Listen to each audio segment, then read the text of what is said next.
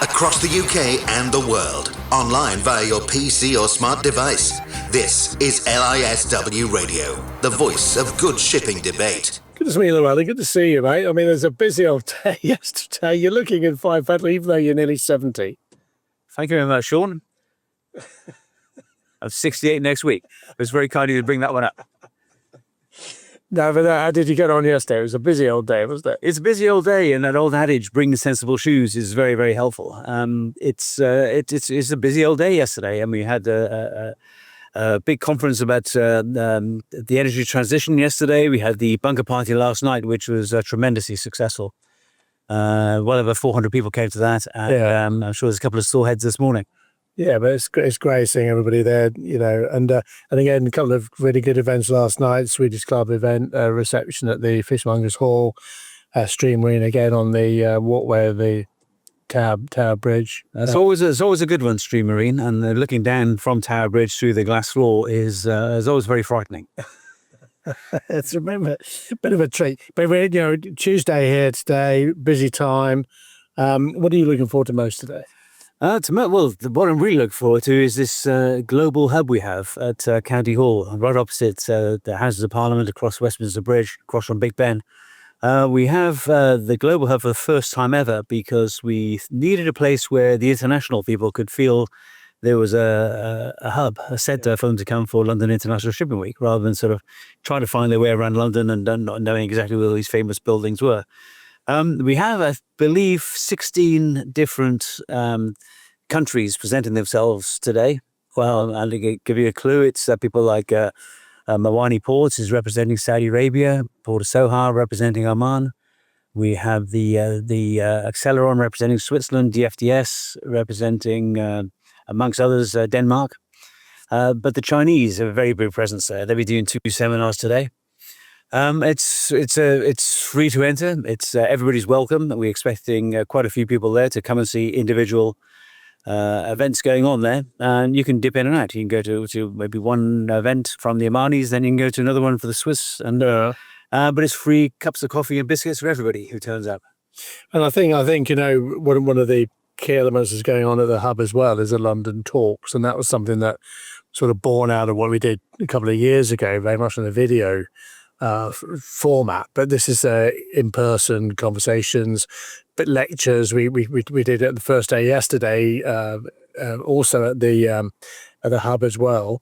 Although that was in just one of the rooms there, but today, again another set of lectures. That's quite exciting. That's sponsored by North Standard, who've been really, really supportive. Absolutely right, and the subjects are really interesting too. But what's great about the London Talks Live is it gives really high-level keynote speakers the chance to speak properly for some time, which they can't do normally in a normal conference. Even the conference we have tomorrow, the headline conference for LISW25, they only maybe get 10 minutes to speak, but this they gives you up to a whole hour if you wanted to really get into depth about the particular subject you're talking about. Yeah, and one particular event also this morning, we've got Madam Deputy Speaker Nusrat Ghani, who's chairing a very interesting debate. It's going to be held at the offices of Inmarsat over there near Moorgate, starting in about an hour's time at 8 o'clock, looking at managing data within the shipping industry. Now, this was born out of the setting up of the LISW25 Innovation and Technology Working Group. He wanted to sort of look at how data sharing and all of that sort of happens, and very much sort of having a lot of deliverables, that we can give to government, to the regulators at an international level, and also at the industry. And Ben Palmer, president of Inmarsat Maritime, has been a tour de force in all of this. Will be speaking at the headline conference on Wednesday, talking about some of the takeaways there on that. So that's a good thing. There, you got Nusrat Ghani, as you say, is deputy speaker of the House of Commons, who is last time in London International Shipping Week, she was everywhere. Yeah, she's got a great enthusiasm for shipping and for the whole maritime sector. So her involvement this time is fantastic. Well, much to be welcomed. And just very quickly, we got the Mansion House event tonight as well, which is official LISW MUK government reception. We've got Capital Link happening as well, and thanks to our friends Nicholas Bornosis and the team there for bringing in a huge number of owners and charters and banks and all the rest of it as well. But just finally, up to you, Charterers Party. We have the Charterers Party. It's actually a charterers reception, but it will be a party. Yeah, and we have charterers, ship owners, and cargo interests. Anybody's involved with hiring ships and sailing ships, they're invited to this Charterers Party. It's a very, very popular event to come to. And unfortunately, you have to keep some people out because they're there to come and find the charterers and sell them things. But this is for charterers to relax, enjoy themselves amongst like-minded people, and have a great time. Brilliant. Well, thank you very much, Llewellyn. Good to chat, and we'll chat a bit later on in the show. Okay. So maritime security is going to be high on the agenda at LISW this week. And certainly, questions such as, is the industry as secure as it should be? Will be asked at a number of the events that are going on. And if you go onto the LISW.com and onto the event schedule, you'll see some of the events there. But from choke points to IT systems, the demands and security of the shipping industry is being tested on every front. And geopolitics is reshaping sea lanes, military flashpoints are raising insurance and routing risks. And cyber criminals are probing breach systems and back office networks like never before. And for everybody involved in the industry, the threat picture now spans everything from missiles to malware. And the decisions you make at sea and on shore have never mattered more. So we are really, during LISW this week, we're sort of diving into the practical playbook, looking at hardened fleets, training crews, stress testing supply chains, and tightening data hygiene. And a lot of the events will unpack the commercial minefield and ask really questions such as, the awareness of fast-moving tariffs and sanctions. Are they essential to avoid costly missteps in a very, very agile industry? We're very, very fortunate today to have a panel of very, very good speakers on this subject. We have Philip Roche, partner at Norton Rose Fulbright, from Mohammed Farid, junior partner at LDIB Associates in Egypt. We also have Mike Salthouse, head of external affairs, North Stand at P&I, and Corey Ransom, CEO of Dryad Global. So, gentlemen, thank you very much for your time today. Really, just going left to right here, Philip, bringing you in, is the industry as secure as it should be, do you think? I mean, is the industry doing enough as far as maritime security is concerned? I think I can leave the physical aspects to people like Corey. I mean, from a legal point of view, we're seeing a change in the world order. We have challenges to the status quo in the Red Sea, in the South China Sea. We have underwater sabotage becoming a real risk. And I think from a legal perspective, we have to think about, whether the conventions that are in place, the guidance that is in place is fit for purpose. And I'm thinking about the suppression of unlawful acts convention, the ISPS code, and indeed UNCLOS itself. Are these instruments really fit for the modern threats of terrorism, drones, AI, cyber? And I think they were all written rather before these threats emerged. And I think as an industry, we do need to think about how these need to be updated to help with the physical aspects of defending our ships. And Mike, bringing you in, I've been at presentations that you've spoken at and very much talking on the sanctions side. When you talk about sanctions, there's so many pitfalls there. There's so many implications, whether it's, it's a vessel itself that has been sanctioned, as a result of that, therefore, is in the dark fleet. It can't come into the normal trading environment, but you might have suppliers who've supplied a ship and now aren't getting paid. When you look at all of this issue, shipping is agile, but is it missing any points here that it should be preparing for? Because it is a minefield out there, isn't it, when it comes to preparing for security? Yeah, I think the challenge presented by sanctions has been really quite profound over the years, and shipping has had to adapt. It hasn't really had a problem, had the opportunity not to. What I would say, though, I think is that if we're going to be really effective in terms of the sanction space, we need to recast the relationship between governments and mainstream shipping. One of the byproducts of the sanctions regime, we've seen growth for a very large dark fleet. That is a bad thing. It's a bad thing for shipping because it undermines what we're trying to do in terms of decarbonize and get safer.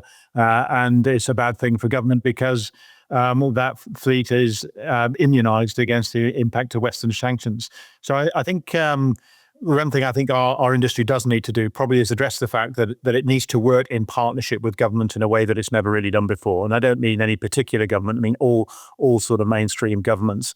It needs to do that to address the problem that Philip just mentioned there, which is that some of the laws that we have need to be developed to meet today's problems.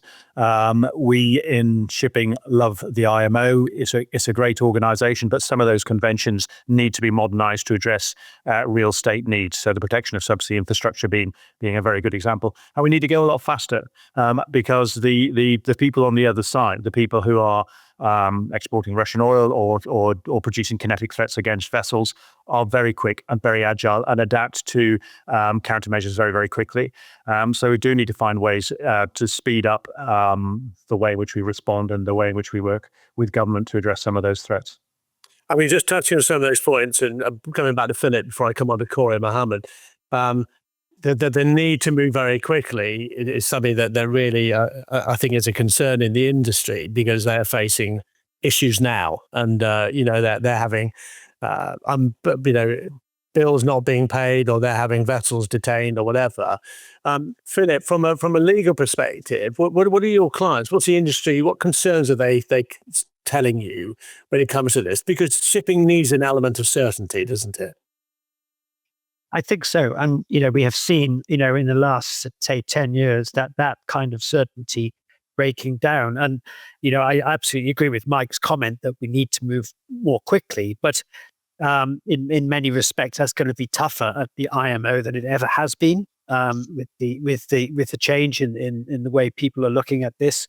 And I think, ship owners want certainty, but they look at things in kind of the immediate rather than looking into the future. So they're thinking about, what are the risks today? Can I send my ships to these places? Will I be covered if the ship is if the ship is attacked or damaged or whatever? And so, they look at things in a much more immediate way. I'm sure they would all enjoy a better level of security, but they have to look to people like the clubs and to people like Dryad to provide them intelligence to deal with the risk day to day.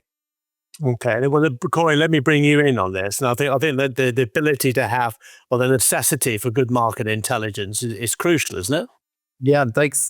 Good morning, and thanks for having me on today, Sean. This is a great conference and a great week where there's a ton of discussions that are going on in different areas, and it's a really interesting conversation so far with the points that Philip and Mike have both made. Is technology and what's happening on the threat side is evolving much faster than we've ever seen it evolve in the past. And so what we see as a threat today is changing tomorrow. And we're seeing commercial shipping being pulled in ways to geopolitical threats that we haven't seen in the past. So it's going to be interesting to see what happens, that the regulations are rapidly are not keeping up with what's happening on the threat side. And one of the things that we recommend with our clients and also the industry in general, it is the information. Do you have the best information possible to make the decision to move your vessels around the world? And that's the primary of what we do, is to provide that, because things change on a daily and in some parts of the world an hourly basis. Of what may be safe in a certain region today may not necessarily be safe for you to do or operate tomorrow. So it's just amazing to see how fast the threats are evolving, not just on the risk intelligence side, but the cyber threats. As we're seeing the integration of AI into the cyberspace, the threats are changing rapidly. And very soon we're going to be at the point where we're going to see every threat as a brand new 0-day threat that we've not seen before. And that's happening, very quickly, Sean.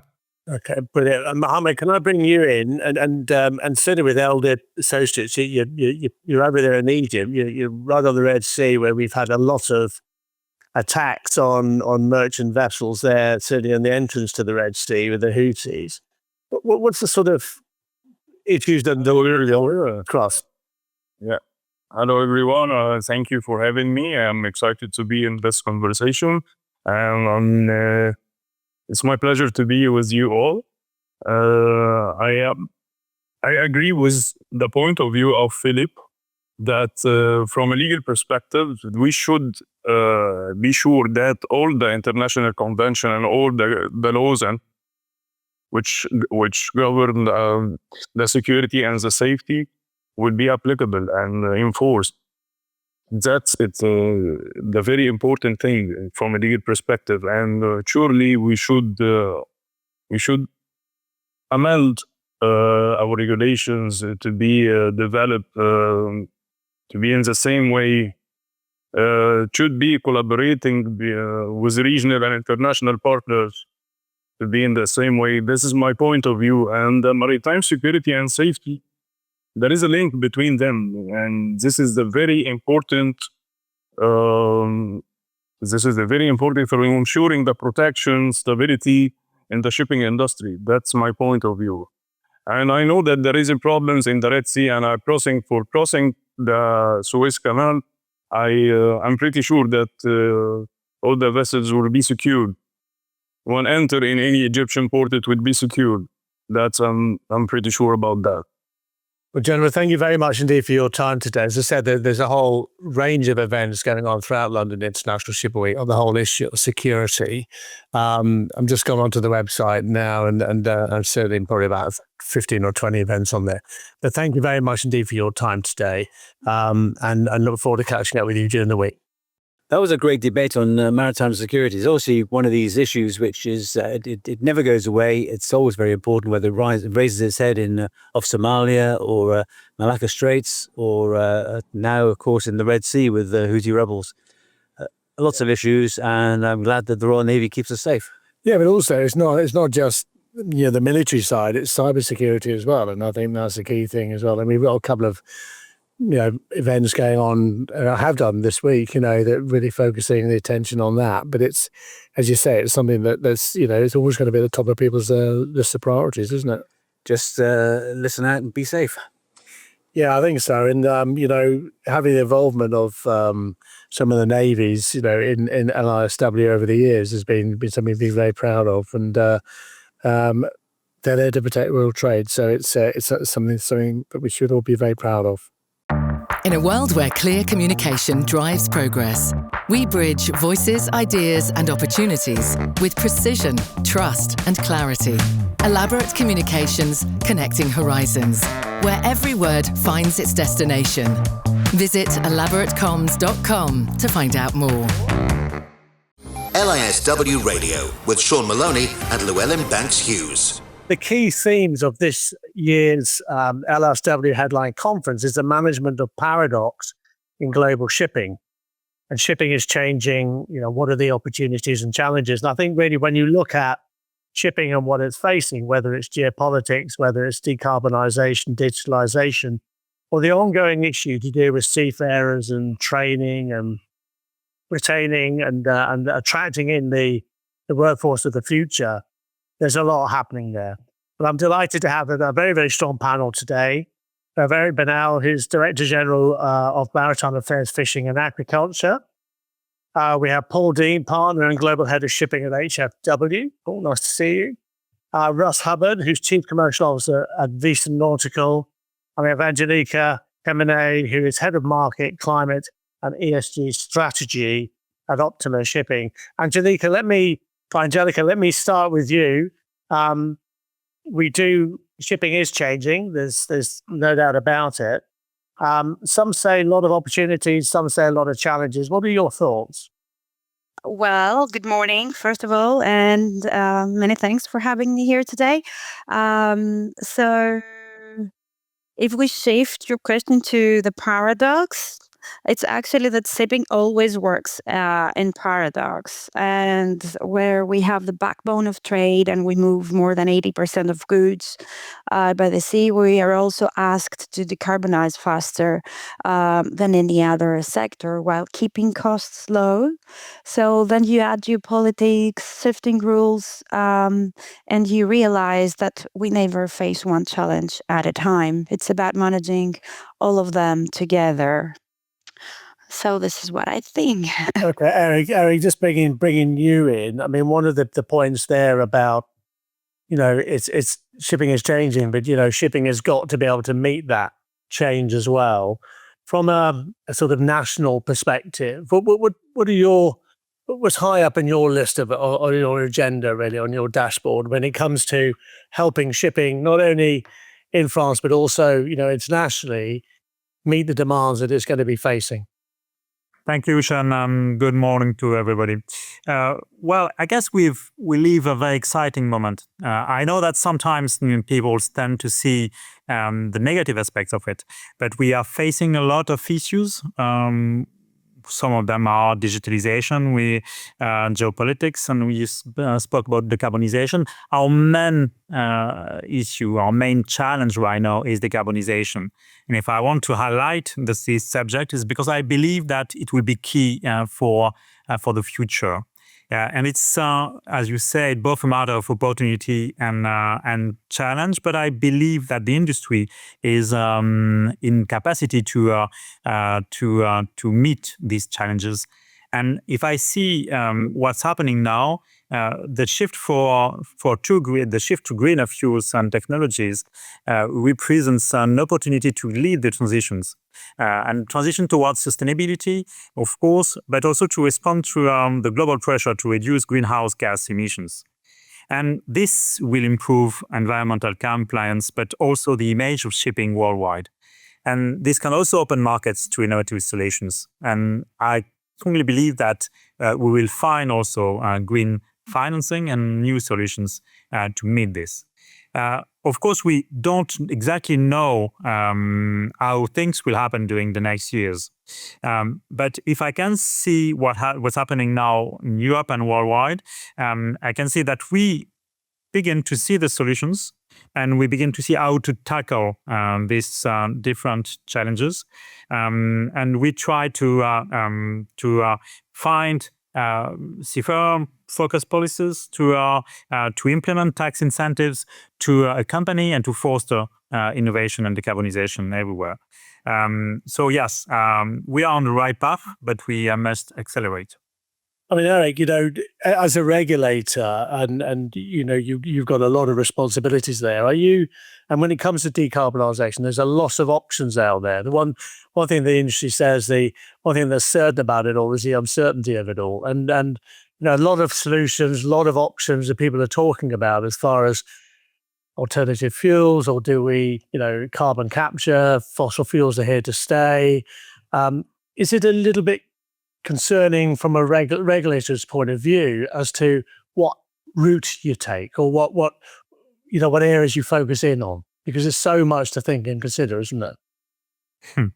Well, usually people tend to ask me, what's the solution? What's the fuel?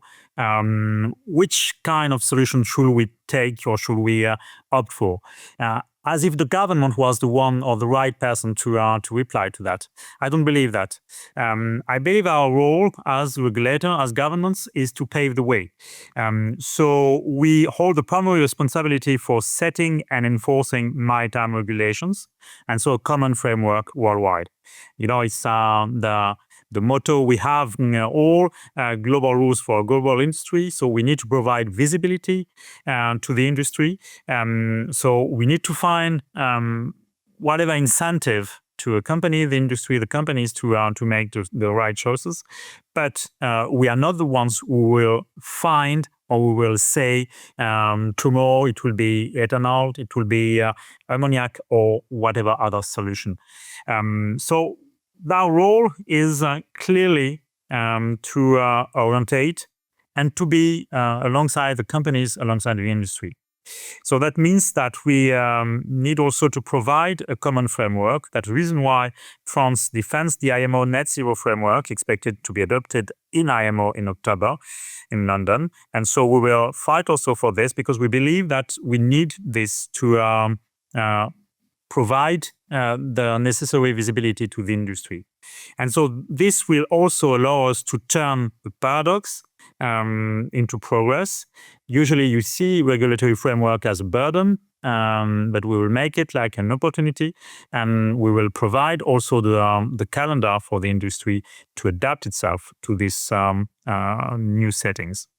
Well, thank you, Eric. I want to bring Russ in and then come on to Paul.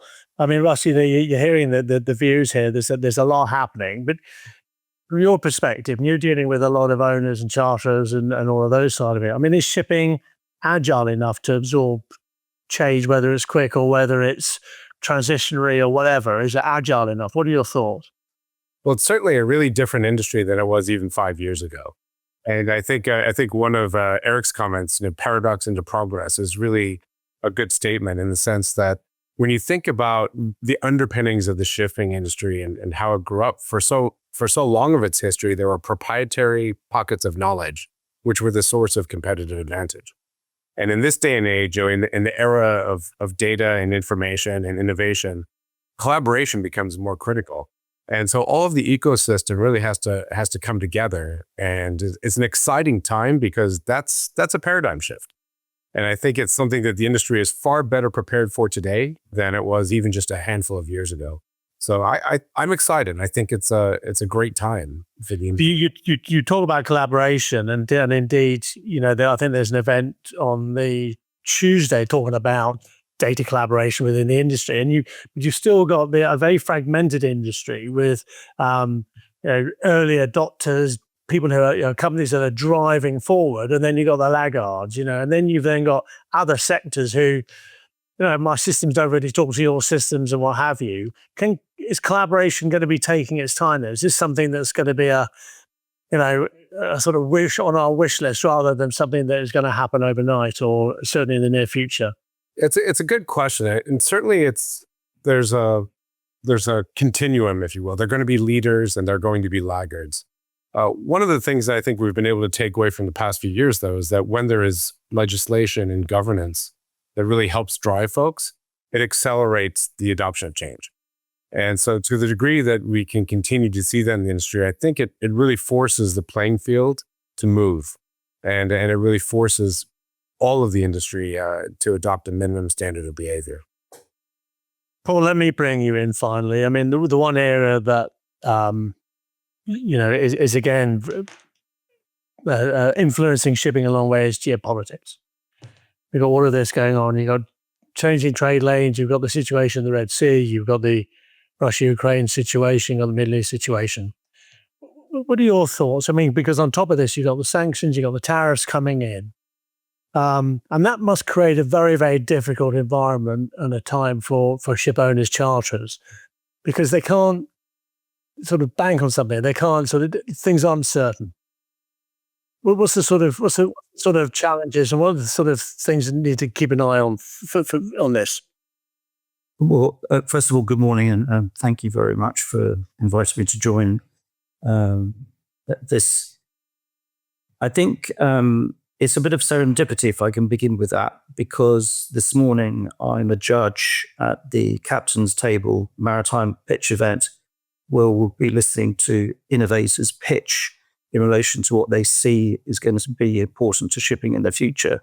I think all of the things that you've mentioned are part of that paradox of shipping that we've talked about and that Russ was talking about in terms of shipping's agility. And sort of dealing with the conclusion first, shipping is agile enough to meet all of the challenges which it faces. It's proved that previously, and it will continue to do so. In terms of the things which are going on at the moment, I think there are so many different things going on at the same time, and I've never seen so many all occurring at that same time. It particularly from a geopolitical perspective, where things are literally changing day by day. So, for example, we've seen what happens with the spread from the Ukraine-Russia war, how that's evolved and it continues to evolve, with the limpet mines being alleged to be connected to that war. Then we've seen how things have evolved from Israel and Palestine to Israel and Lebanon, Israel and Iran, what the Houthis are up to now, what Turkey is up to in relation to their willingness to accept certain tonnage. So all of these things are happening at the same time, and our clients are calling us virtually hour by hour saying, what can we do in these circumstances? Because if you have to reroute a vessel around the Cape, it has some significant consequences, not just in terms of cost, but, are you permitted to do it under your charter party, et cetera, et cetera. But I come back to the conclusion which I reached at the beginning, which is that shipping always finds a way. But it needs to find a way now, doesn't it? I mean, and very, very fast moving against very, very difficult set of changing rules. If you look at something like the sanctions, you're working with a ship owner or a ship, you've supplied a ship as a ship supplier, and then suddenly you're not getting any money because that ship has been sanctioned. So you're finding yourself in a very difficult situation where you might have to spend a lot of money legally on the legal cost to actually try and recoup some of the money that's owed to you. I think that's true to an extent, but we saw this during COVID, where in COVID, what people were looking to do was to find solutions. And we see that now. People want to find solutions. They want the industry to be able to work, and for all of us as consumers to be able to go to the supermarket and buy the products that we want to buy, which without shipping, we wouldn't be able to do that. And I'm reminded of that fantastic video that was prepared by the Union of Greek Ship Owners, which was truly apocalyptic when they talk about what would happen if shipping stopped. So I come back to the conclusion I said, I think, shipping always finds a way. And everybody within the shipping fraternity, within the industry, is fantastic at finding solutions. Well, I think certainly this subject will be under massive discussion throughout the week. And I think if the listeners go on to the LSW.com, onto the event calendar, you'll see a multitude of events that are still carrying on throughout today and tomorrow at the main conference of the IMO, then on Thursday. It's been a pleasure talking. We could probably talk for an hour, but I'm afraid we can't do that on radio. But thank you very much indeed for your time. Do appreciate it. Thank you. Thank you. Bye-bye. This is LISW Radio, the voice of good shipping debate. Okay, welcome back to LISW Radio. We now have a really exciting segment on the morning of what will be the inaugural Global Hub at London International Shipping Week. We have delegations from all around the world today, delivering events, seminars, roundtables, workshop discussions, launching various products and initiatives, and announcing some memorandums of understanding. There's so much going on at County Hall. I have the pleasure of 5 of our international partners joining us today on this call to give a little insight into what will be going on. I have from Sohar Ports in Oman, who are bringing a very sizable and senior delegation, Mr. Rashad Al-Wahibi. We have Santosh Patil from the Indian Register of Shipping, who are a long-time supporter of London International Shipping Week, and this is their 50th anniversary this year as a ship registry. Mr. Gang Wang from Costco Shipping Line, who you'll all be familiar with, the Costco Shipping in the UK, who with China Classification Society are our international partners for China. We have Olivia Coker-Decker from Acceleron, who I've really enjoyed working with and is launching a pivotal report today at London International Shipping Week. So you haven't heard of this really fast-growing, exciting company, you will do by today and be right across London International Shipping Week all week, I'm sure. And then last but not least, Mr. Stavros Karamperidis, who is based at Plymouth University, but I'm sure you'll guess is from Greece and is chairing an illustrious panel today, focusing on all manner of important issues to the maritime industry. So we have 5 really esteemed guests today, and I will be asking them each about their event and why LISW delegates should be excited to attend. So without further ado, I'll start with Rashad from Oman. And you're bringing a broad delegation of ministers and business representatives from Sohar Ports at Bel Assad. Can you tell us a bit about your event today and what you're trying to get out of London International Shipping Week? Thank you very much, Andy. We are excited to be here today at London to be part of this distinguished event. Now, Suhar Port and Free Zone is one of the combination of Oman port community system, where through the port itself, which is a JV between Port of Rotterdam and Astiad Group, we are trying to add more value into the effort of the Sultanate into becoming a local, a logistical global hub, where we can be part of whatever happening in the world of, making the maritime more secure and peaceful. Within the event, we are bringing a delegate from the government and also from the sector itself. We will be having a networking event. We will shed light on the effort of the Sultanate and the port into the marine sector and marine services in particular, where we are doing a lot of effort, making it more sustainable and more agile, to make it more fruitful also for whatever demand happening worldwide. That's perfect. Really good summary. I'm excited about the event and also the number of delegates that you're bringing, which I'm sure will be very useful to companies that are attending LISW. Also, I'm sure it'll be very interesting to the Indian Register of Shipping. Santosh is running 2 events, very focused events. You can tell us about those, please, Santosh? Yeah. Hi, Andy. Thank you very much. The Indian Register Shipping is organizing 2 main events at the London International Shipping Week Global Hub. First of all, I would like to say that the Global Hub is a very interesting concept, first introduced at the LISW. I'm very happy to be a part of this event. First of our events will be a seminar which will be focusing on reimagining seafaring, elevating maritime careers, where we are talking about addressing the sector's toughest challenges in terms of how to attract, train, and retrain the future-ready workforce, especially in the era of decarbonization, automation, and digital transformation. The second and a pertinent event is a roundtable. It's a high-level roundtable attended by several maritime leaders. It's focusing on the topic, which is nuclear the missing piece of maritime decarbonization?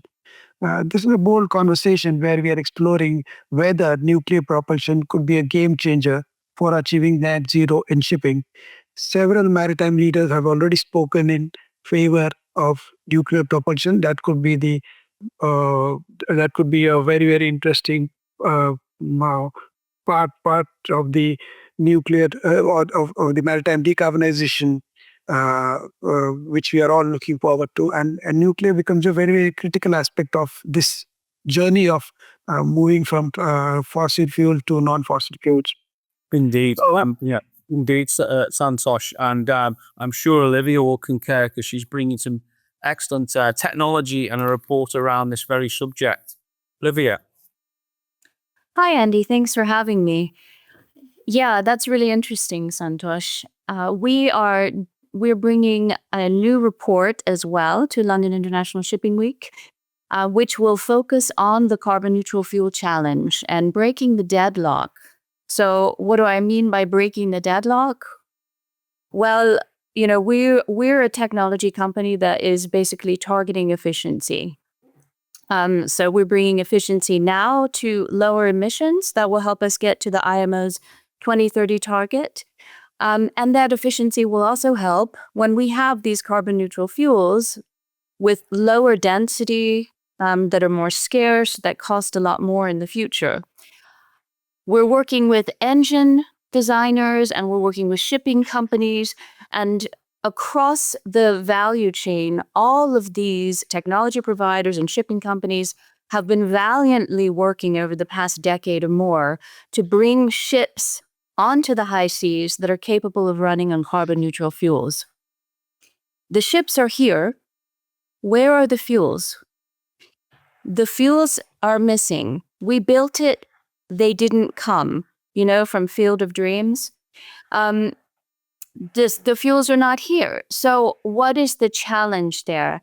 And what we decided to do this year is to launch an initiative that seeks to unravel this deadlock, that seeks to tackle it from different angles. So our report will have a comparative fuel weight analysis first, and then the angles that we have uncovered, speaking to a broad spectrum of stakeholders tackling this issue.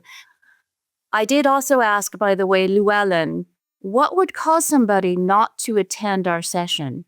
And he said, if you don't have Swiss chocolates. So we will also have Swiss chocolates, especially special Swiss chocolates for some lucky winners who answered the polls during the session.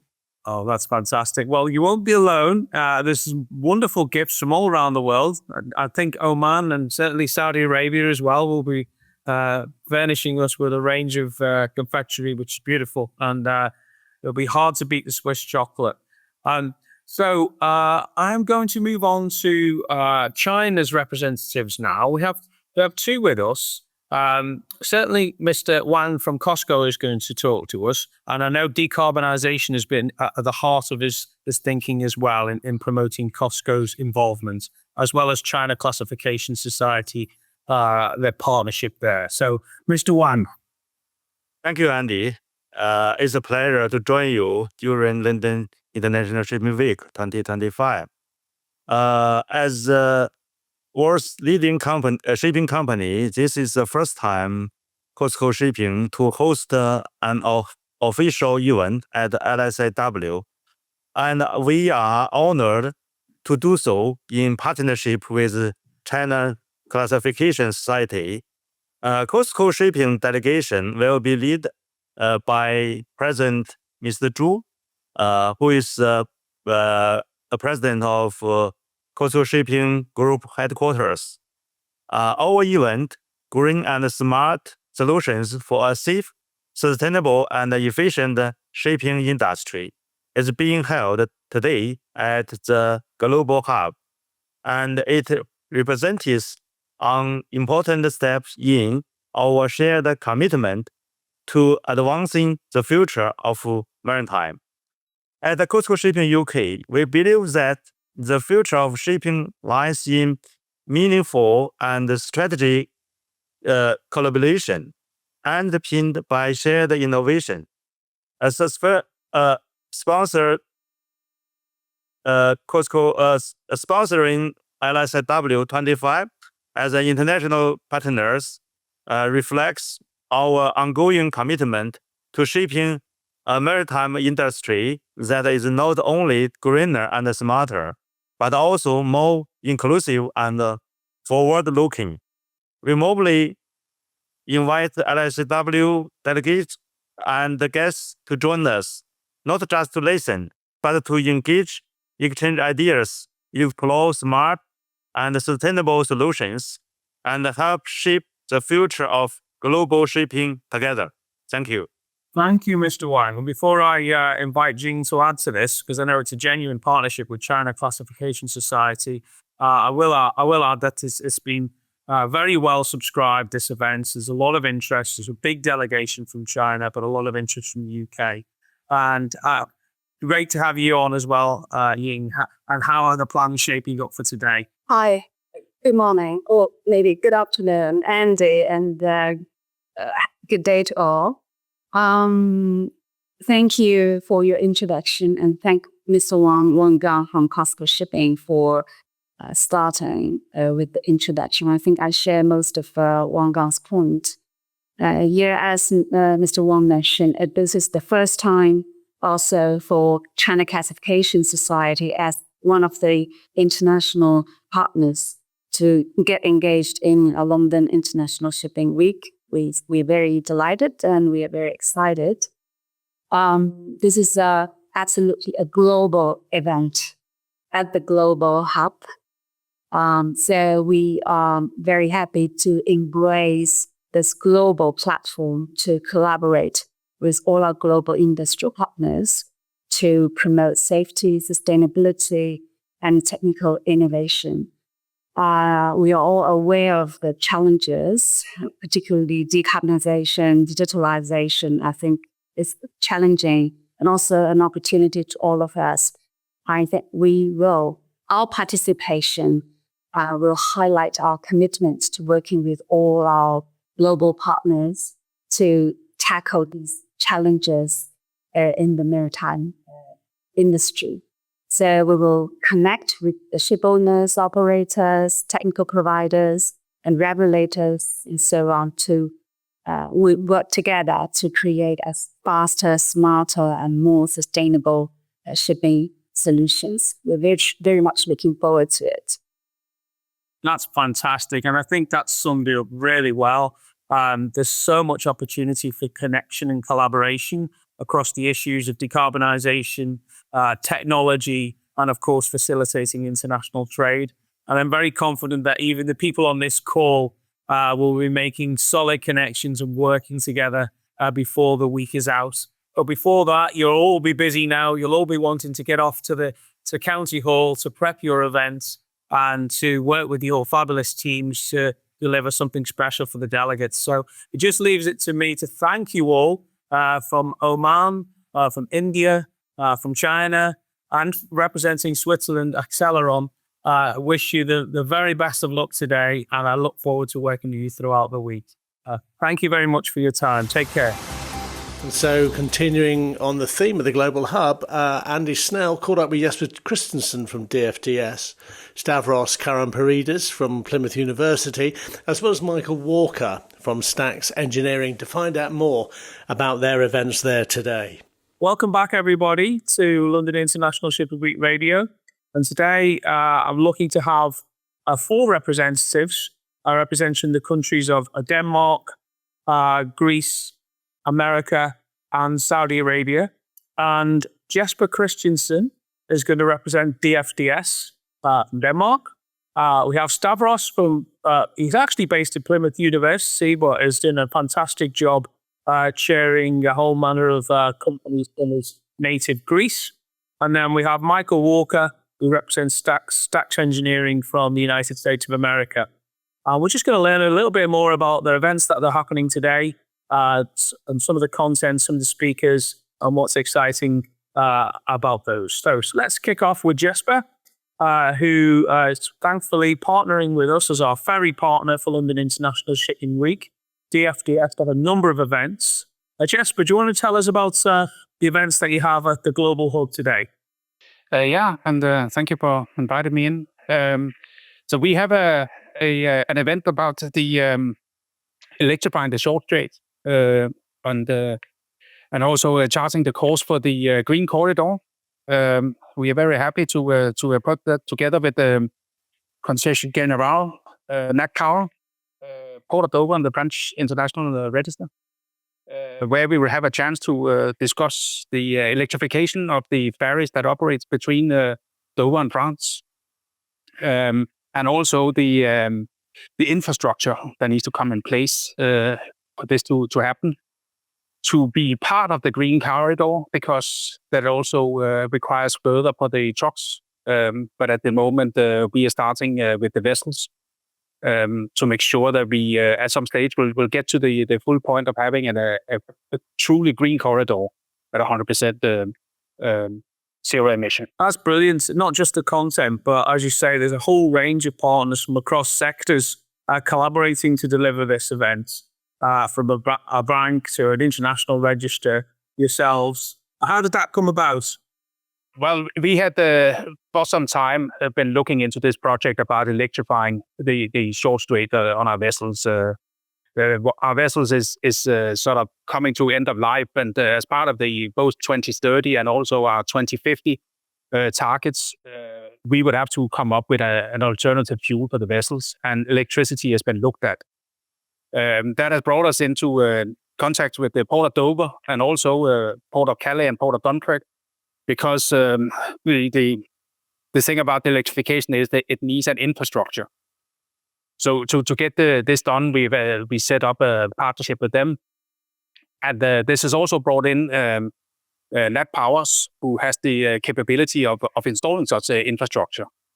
And when London International Shipping Week came up, we saw this as a good opportunity to showcase this. The electricity only works, should we say, in shorter crossings. We all know that, but it's a good way of showing how to the green corridors can work going forward. Superb. Yeah, it's a really interesting theme, and I look forward to that. And I know decarbonisation And all of the different facets of that, which you've demonstrated as part of your event, will run right across London International Shipping Week. And I know that it'll attract great attention. So thank you very much for bringing that to the hub today. Stavros, you're bringing together a whole load of partners to collaborate on what is quite a detailed event. Do you want to just tell the audience about your event?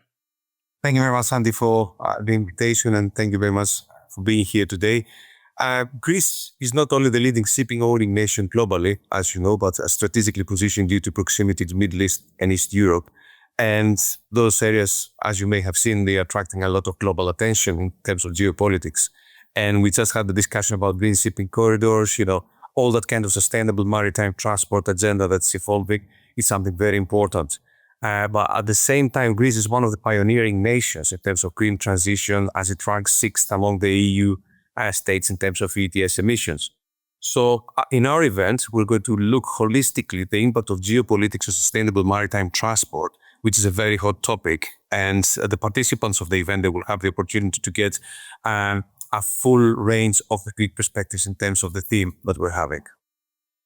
Of course, that will be achieved through various ministers that are going to be there, ambassadors, full range of the maritime cluster, practitioners, NGOs, academics, and leading thinkers around the globe, both from Greece and abroad. So the aim of the event in a nutshell is to address the issue of how maritime transport will operate under the new sustainability prism and the geopolitical tensions which will affect supply chain and demand, the supply and demand for future alternative fuels and trade. Superb. Stavros, I know you've worked so hard on bringing this together, and obviously geopolitics has just become more and more pertinent in the planning of the last 18 months. So really on behalf of the whole London International Shipping Week team, I'd just like to thank you because I know you've worked so hard on this. So just handing over to Michael now from Stacks Engineering. It's good. It's just, we've got decarbonisation, geopolitics. If I may say so, I found Stacks Engineering such an entrepreneurial company, really dynamic, innovative, indicative of a vibrant company that is thriving on international trade. And I've enjoyed working with your colleagues. Can you tell us a bit about what you'll be exploring in your events? Yeah, absolutely. And thanks for having us. Really appreciate it. Our event will explore how the UK can leverage its ports and policies to lead global sustainability efforts, really around emission reduction and decarbonization.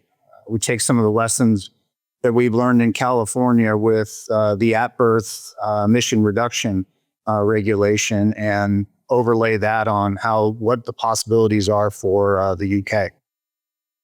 Superb, Michael. Obviously you can see some confluence in terms of themes here.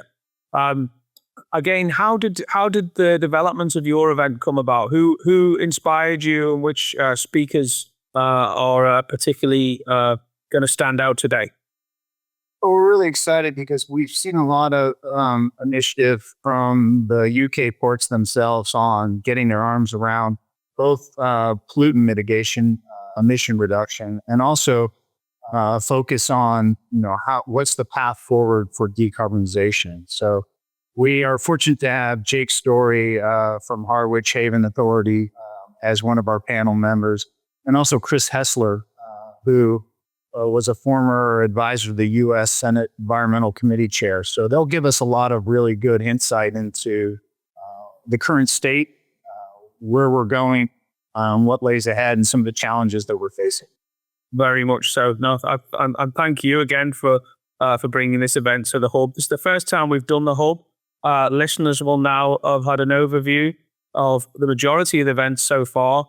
But I encourage you to go along, sign up to these events if you haven't already. Go and visit the companies on their exhibition stands and share ideas. We can see a very strong theme coming through in decarbonisation. We've only scratched the surface this morning. I wish you all well in your conversations, developing business and developing solutions for the maritime industry. Thank you very much for your time, everybody. LISW Radio with Sean Maloney and Llewellyn Banks-Hughes. Well, that was a busy show again, Lou, but you've got a busy day ahead of you. What are you going to be up to? Well, I'm going to, first of all, go to the Global Hub. I'm chairing one or two of the events there. After the Global Hub, which will last all day, I think, I'll be going to the Maritime UK and HM government event at Mansion House, which is always a spectacular place to go, followed by the Charterers Party, which is a good way to end the day. Yeah. So any little nuggets of advice to all of our visitors to London? I mean, it's a lovely place to go around, isn't it? And to visit. I mean, as you go from one event to another, there must be some lovely sites they can go to. There's some lovely sites. Also, one thing is always good for London International Shipping Week. One or two of the event organisers arrange events on boats. Right. And these days, one or two are happening this week. And if you can get onto one of those events, then it's a really good way to see London from the river. Well, that's something to look forward to. But anyway, thank you very much for your time today, Lou. Good to speak to you. Catch up with you today. Everybody, to the listeners, thank you for your time. Have a great day at London International Shipping Week today. And we'll be back same time tomorrow morning. Have a nice day.